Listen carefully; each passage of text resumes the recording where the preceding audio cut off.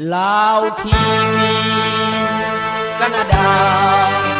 ลาวทีวีแคนาดาห่วงพัฒนาเพื่อสังคมลาวสบายดีท่านผู้ชมที่รักแพงรายการสังคมลาวในต่างแดนวันนี้พวกเรามาที่ปาลัสวินเทอร์ลาวาลเนาะอยู่ที่ประเทศแคนาดาข้าพเจ้าได้มีโอกาสมาร่วมงานอาจจะว่าเป็นงานประเพณีวัฒนธรรมลาวเฮาเนาะที่ว่าจัดขึ้นโดยวัดเทพบันดลเพราะว่าเพิ่นอยากรักษาเหตุของประเพณีของลาวเฮาไว้ธรรมดาแล้ว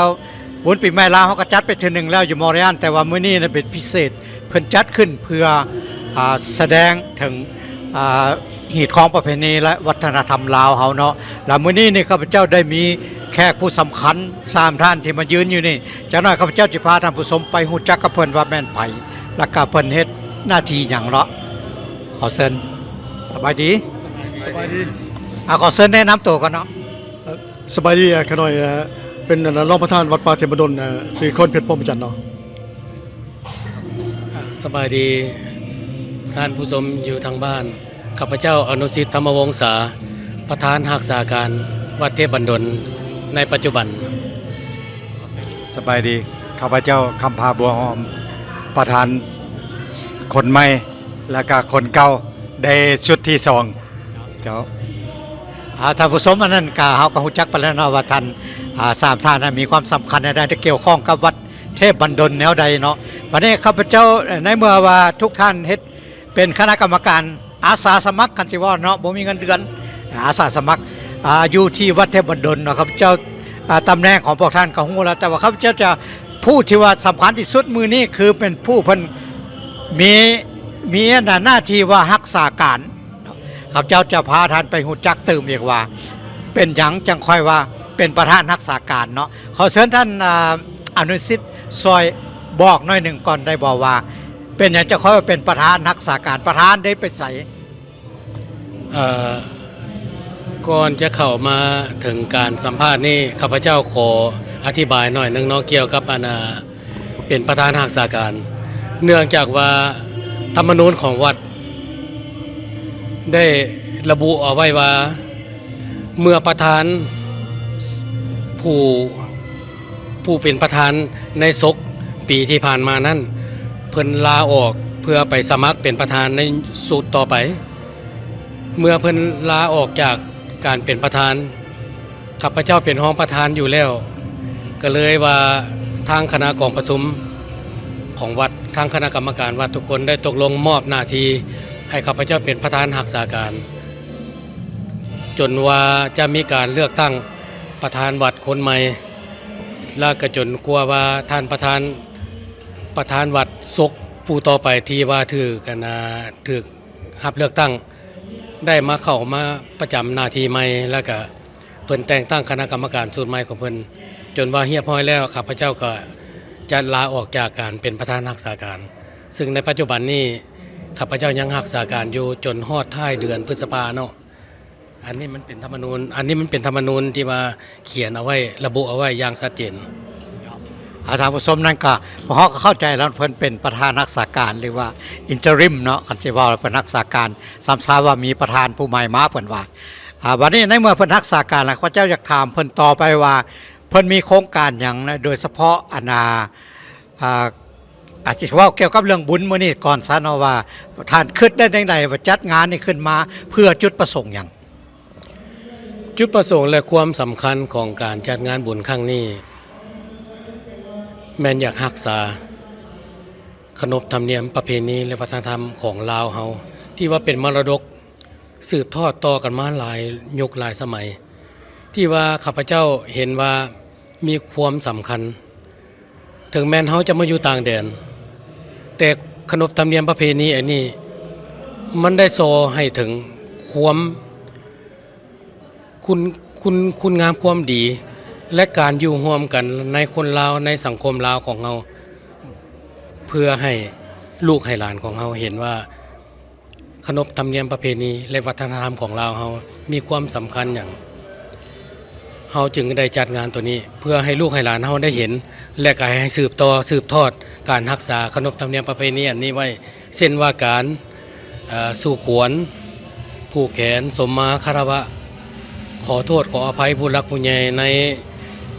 วาระโอกาสปีใหม่ลาวเนาะเพราะว่ามันเป็นฮีตของประเพณีอันนี้ก็ถือว่าเป็นประเพณีอันหนึงเนาะที่ว่าน่ารักษาไว้แล้วก็ข้าพเจ้าเห็นว่ามันมีความสำคัญที่สุด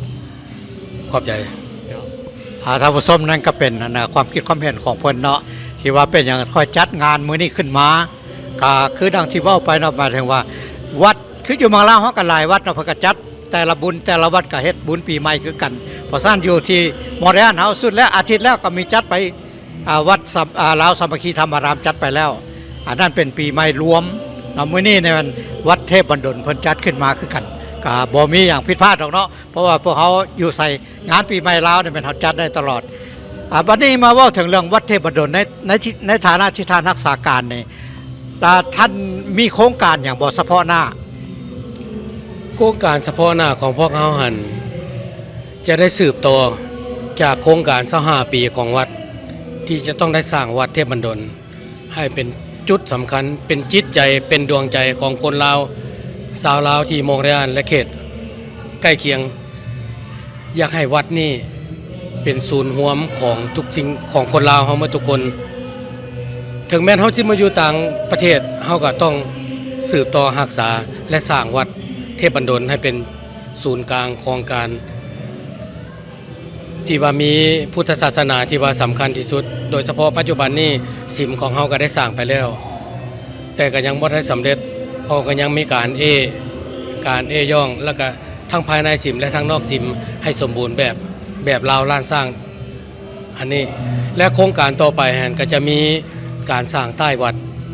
ที่ว่ากำลังเดินทางและก็ที่เรากำลังดำเนินงานก่อสร้างอยู่ปัจจุบันนี้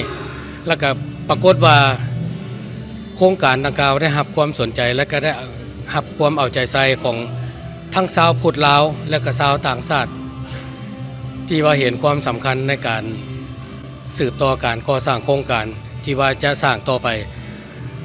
เฮาจะพยายามสร้างให้สำเร็จตามโครงการ25ปีที่เฮาแนเอาไว้เนาะท่านผู้ชมนั่นก็เป็นความตั้งใจของคณะกรรมการสุดนี่เนาะสุดแต่ว่ารักษาการแต่ว่าแน่นอนบ่ดลนี่ก็จะมีประธานที่ว่าสมบูรณ์แบบเนาะคณะกรรมการที่สมบูรณ์แบบแต่ว่ากระดังที่ฮู้เนาะวัดเทพบันดลตั้งมาแต่ปี1995มาจนฮอดปัจจุบันนี้ก็มีการเจริญคืบหน้ามาตลอดกรรมการทุกยุคทุกสมัยมีการพัฒนาสร้างสรรค์มาตลอดเนาะวัดเทพบันดลจึงมามีมื้อนี้ได้เนาะท่านคำพาบัวหอมอยากเพิ่มหยังบ่ก็อยากเพิ่มขอเชิญชวนชาวพุทธทั้งหลายที่มาร่วมต้องการแห่งงานที่มาสร้างวัดวาศาสนาเฮาให้มั่นคงและก็ยืนยาวไปชั่วลูกชั่วหลานแล้วก็ให้เป็นตัวอย่าง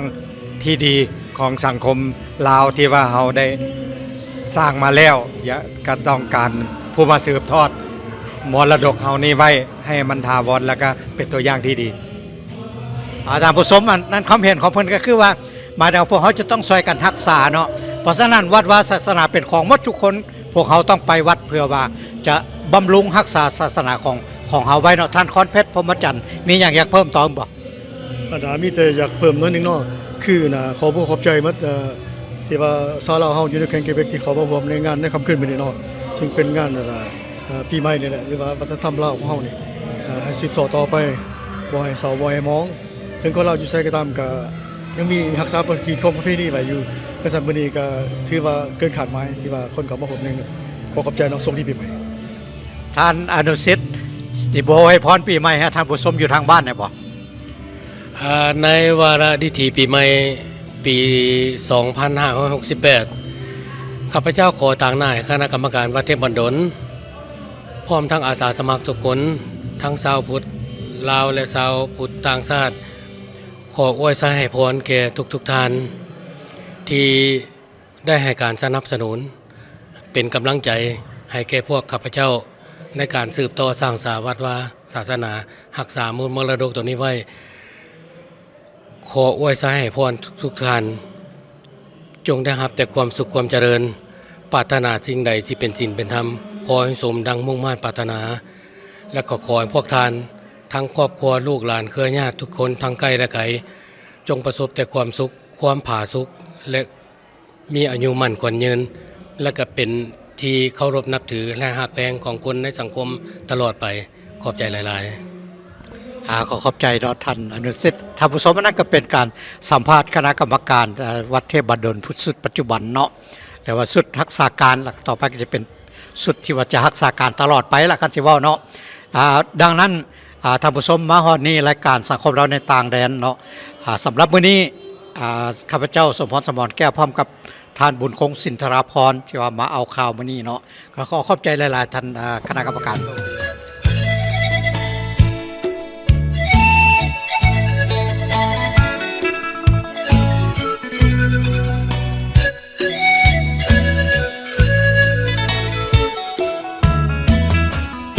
มือนเหือล่องไปกลางสายทาลาลาวทีวีแคนาดากำเนิดเกิดมาด้วยศรัทธาใจ ด้วยความมุ่งมั่นบากบั่นให้ถึงจุดหมายทีมงานกลุ่มลุมสุมใส่ไก่ไก่หับใส่สังคมลุ่มดอนบางตอนอ่อนล้าลาวทีวีแคนาดาฟันฝ่าท่ามกลางคืนลมท้อแต่บ่ถอยหวังคอยคะแนนนิยมคำเห็นตำหนิติชมขอกราบก้มด้วยความยินดีนานนับปีลาวทีวีแคนาดา